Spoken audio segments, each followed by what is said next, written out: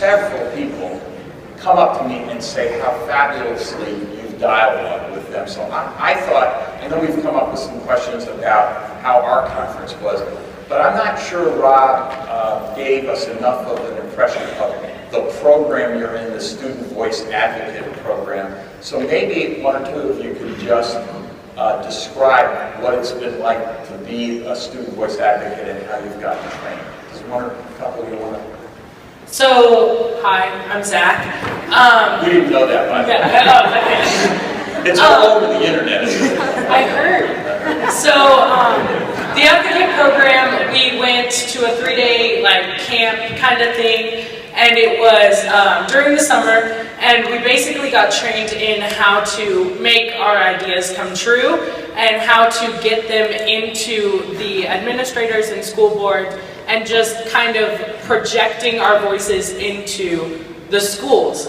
So what each of us did was we came up with an idea, and there were different, some had to do with technology, some had to do with just basic school stuff, one person established a student government, and that was their job. So they all took those, and now it's our year project that we're going to establish those into our school. And really, it's given us all, I can speak on behalf of all of my friends, that we have a voice now. I mean, obviously, we're speaking in front of all of y'all, and we wouldn't have had this opportunity if the iSchool Advocate Program wasn't a thing. So our voice is definitely out there, and it is working, and I've learned so much from y'all, and we all have learned so much from y'all during this program.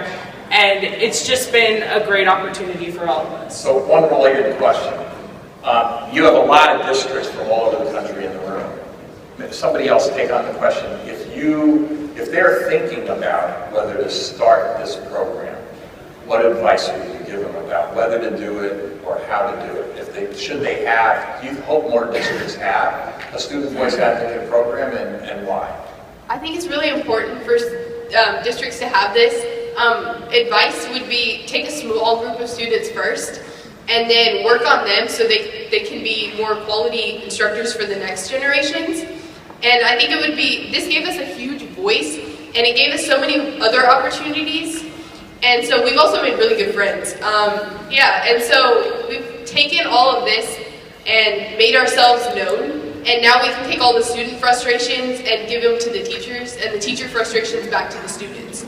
And so it really makes us messengers, and it makes us understand it better. So we're happier to learn when we have a voice on how we learn. So you guys have been here through the whole day, and you were aware that we were kind of interested in your aha moment for the day. And I heard that some of you had some really good ones already in mind, where it really hit you. So do you want to start with your aha moment? Yeah, I can start. I think my aha moment of the day was the fact that school is very quantitative and fact-based, and you learn unit by unit and assignment by assignment, and you never have qualitative learning in the classroom. And I think that's a very important aspect to have in education, because real life involves empathy and emotions and qualitative facts. So qualitative observations for me were my aha moment.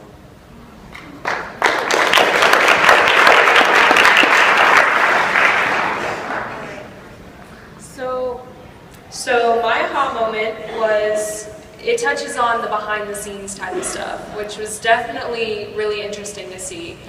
I'm actually the daughter of a teacher, and so I do get to see a lot of the behind the scenes stuff, but this was a different take on it because we were talking about everything that I'm super interested in. This is something that I'm passionate about.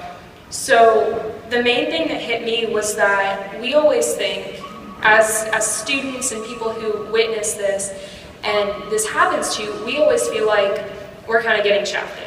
We always notice these issues and we kind of go, well, that's not how it should be. It was awesome to see that many of the teachers completely agreed. They saw it as well, and they were just kind of sitting there going, hey, we get you. That's it. Like, we understand that you don't feel like you're getting the most out of your education as you could be, and it's just kind of cool to see that.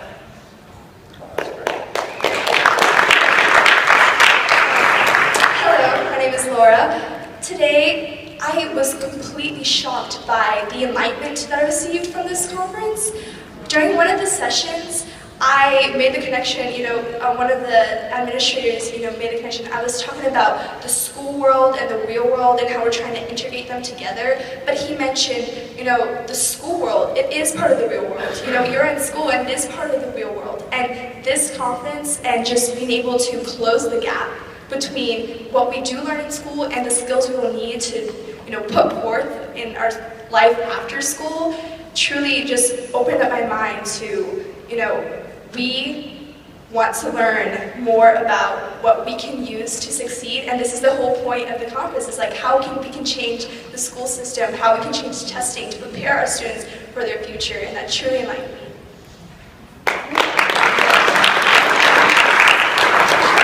Any more aha moments that you want to share?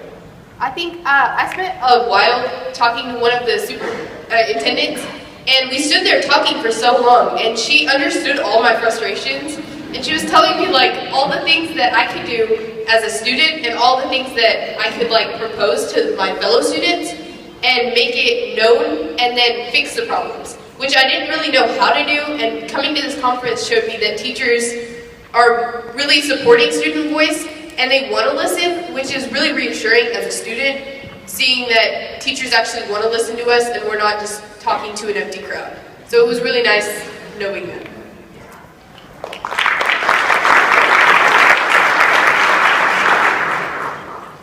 Hi.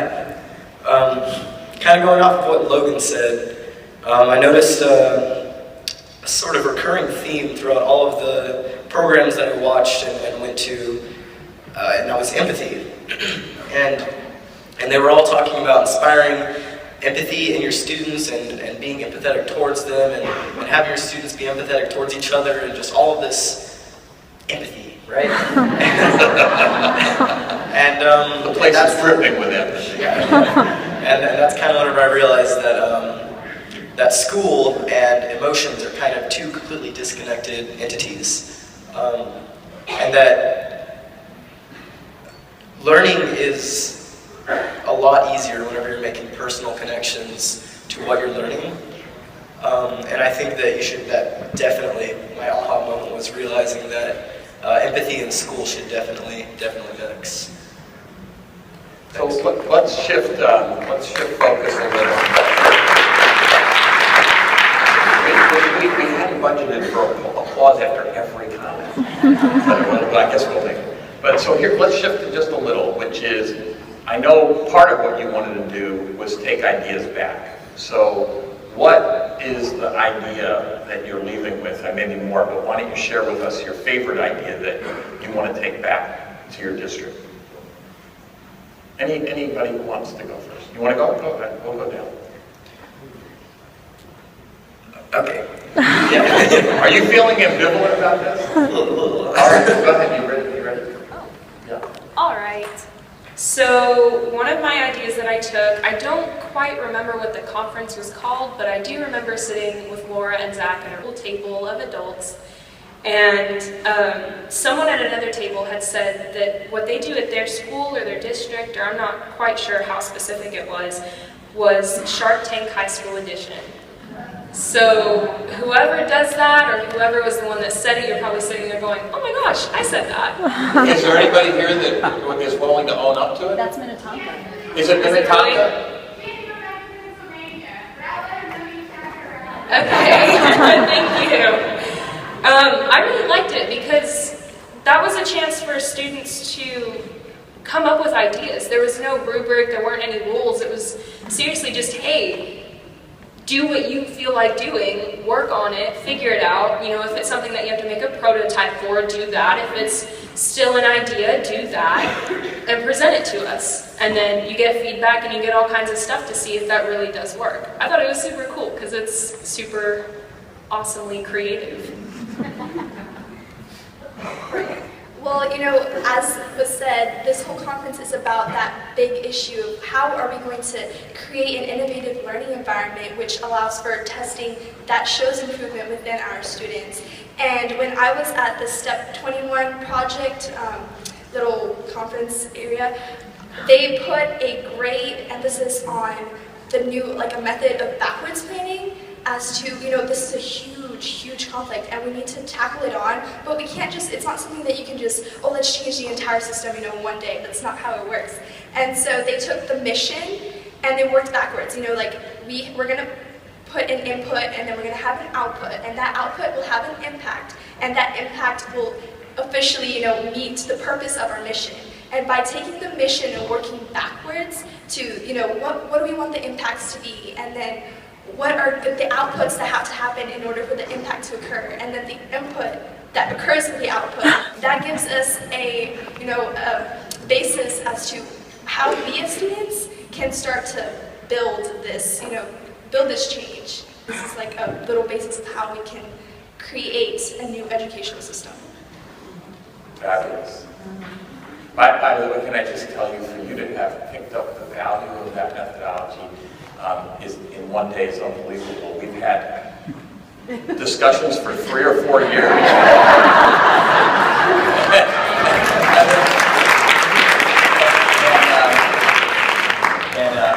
I think you've just had a big impact on the room, because there's been a lot of us that have been slower to come to the value of the input-output impact model that you have, so it's glorious to see. I think what... The reason it's a delay is they have to turn on. Okay. So I think that what impacted me the most is how passionate all of you are for curriculum and changing the curriculum so that it's individualized and it's personalized for each student. And that's what stuck with me the most, because it was a recurring thing, how everything in the school, you're trying to change, basically, everything in the school individualized. And that's the main goal at EdLeader21, I'm guessing, is that it's to individualize education for the learner and to help them reach their goals. And now, y'all can attack it from, y'all can attack it from higher up down, and we can attack it from students up. And there are teachers in the middle who are also very passionate about that, and soon that will be the individualized learning, because if we're all coming from different directions within the school, it'll change real quickly.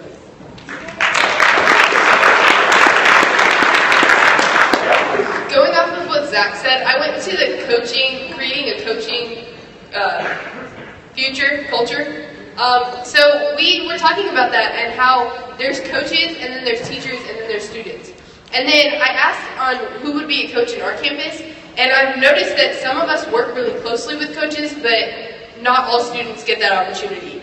And I think it would be really cool if students could work with coaches and see who teach teachers, and then be able to teach teachers also, as far as technology goes, and share all the things that we know, so we can swap knowledge instead of just getting teachers to give us knowledge. And swapping it would make it more effective for all students instead of just retaining knowledge and then regurgitating it. So. We have another one? Another comment? I learned at the improvement science session that a system is going to have a certain result. You're going to plan a system to have a certain result. And so at school, for me personally, I go day by day getting a grade on an assignment and not actually going back and looking at why I got that sort of grade, and never being able to compare with another student. So I think it's very important to be able to compare and to be able to analyze your work and not just move forward. You have to look back and fix the system that is in place if it's not working.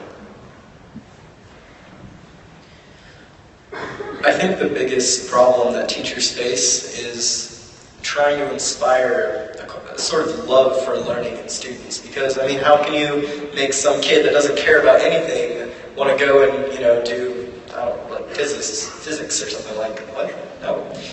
But I mean, I'm not quite sure which conference I was at whenever I heard about this, but I was reading a document, and it was talking about Fahrenheit 452, the book where basically the government kind of bans books, and they're going around burning books, and then there's this girl, and she loves reading books, and that's so weird to them. That's strange. And then this girl makes a personal connection to that. She's having some difficulties with one of her friends, and she realizes that her friend is that strange person, and that she's got to just get along with her, you know? And she made that personal connection to the book, even if it doesn't really make sense to me or anybody else. And that made her want to learn. That made her excited. She was like, "Ooh," right? So I think inspiring that personal connection is what really makes kids want to learn stuff, which can be difficult, but it can be done. Thank you. So moving on, you have about 500 different leaders here from all over the country who are going to go back to their districts, full of students like you guys. And what piece of advice do you want to give the teachers and leaders who are in this room before they leave and go back to their home districts? I think it's really important to get to know your students and to get to know the type of student that they are. And so that way you know how you can help them. And if you don't know how you can help them, then there's no way for them to really improve. And they're kind of you're their leader, so they're going to follow what you model. So you have to be able to connect with students instead of them just being a data point on a graph. You actually have to know what they're like and be able to communicate with them effectively.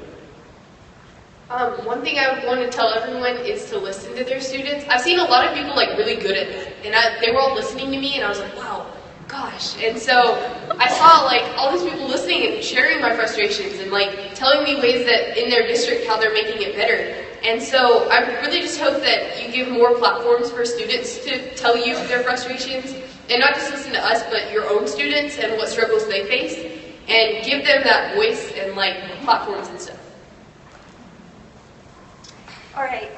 Well, probably the biggest advice I can give for everybody here is just take the information, all the different programs, everything that we have learned throughout this conference, and truly just take it back and try to apply it to wherever the school district that you work for is. Because this change from schooling based on just memorizing and then restating in tests, it's going to happen. We need to change it to testing intellectual and innovative, intellectual strategies in innovative ways. And so all these different programs, I feel like if they are applied within our school districts, this will allow for our entire nation's school district to rise above. Our future students will be able to become the great students we want them to be. And I feel that if we can advocate for all of these different, modifications, if we put forth the effort, we put forth the investment, we can make America the great nation, the great educational system that we want it to be.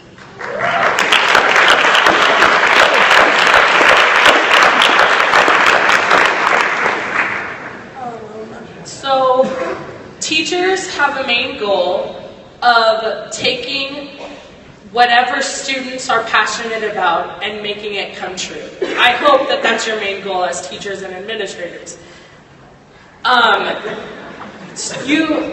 a lot of people are going to be passionate about taking the curriculum and individualizing it. And there are going to be people who are like, no, we need A, B, C, D tests, and we need bubble in, and we need all that up until they graduate so that they're ready. And we need to find groups of teachers and students who are passionate about that, so that the teachers who aren't passionate about that can take their passion, and they become their goal, and then they start reaching towards the goal that students get, because that's your goal, whatever the student's goal is. And if the student's goal is curriculum, then that becomes your goal. And that's what the iSchool program is all about, the advocate program that we have. It's these group of teachers that want to get something done. They found us, and we're passionate about something, and now they are passionate about it. And now they're helping us reach our goals. And so that's my advice to go out and find what people are passionate about. Maybe it's not curriculum, maybe it's about a fine arts program or a student council program, but find what these students are passionate about and work it into their lives so that they can go on and make other people passionate about stuff, and they can take people's passion and make it real.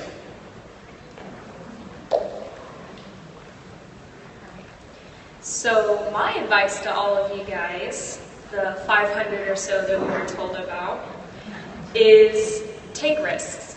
Please, please take risks. I am begging y'all to do that. I have so many teachers that all they do all day for 8 class periods is lecture or give us random notes to take that I really don't even end up using.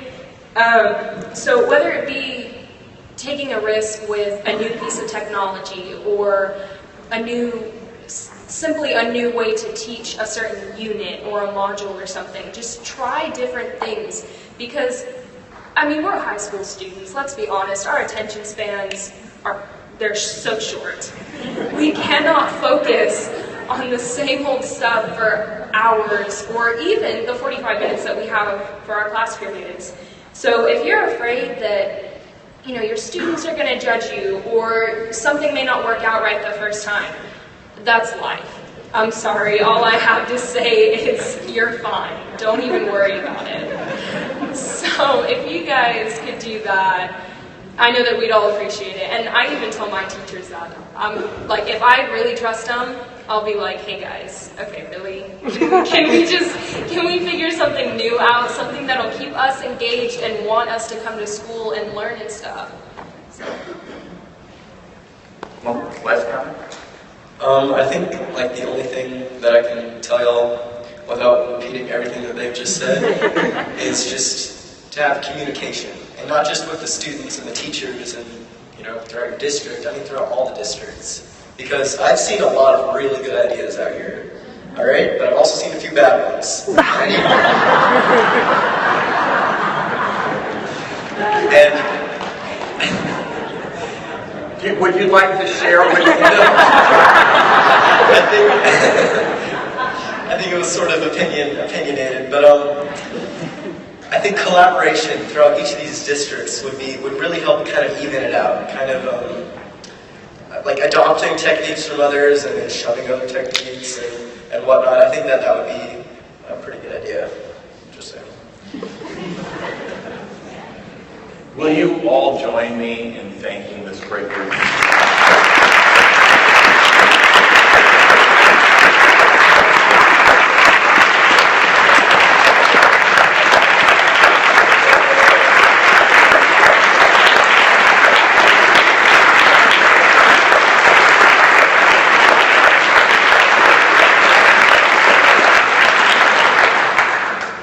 Can we also, though,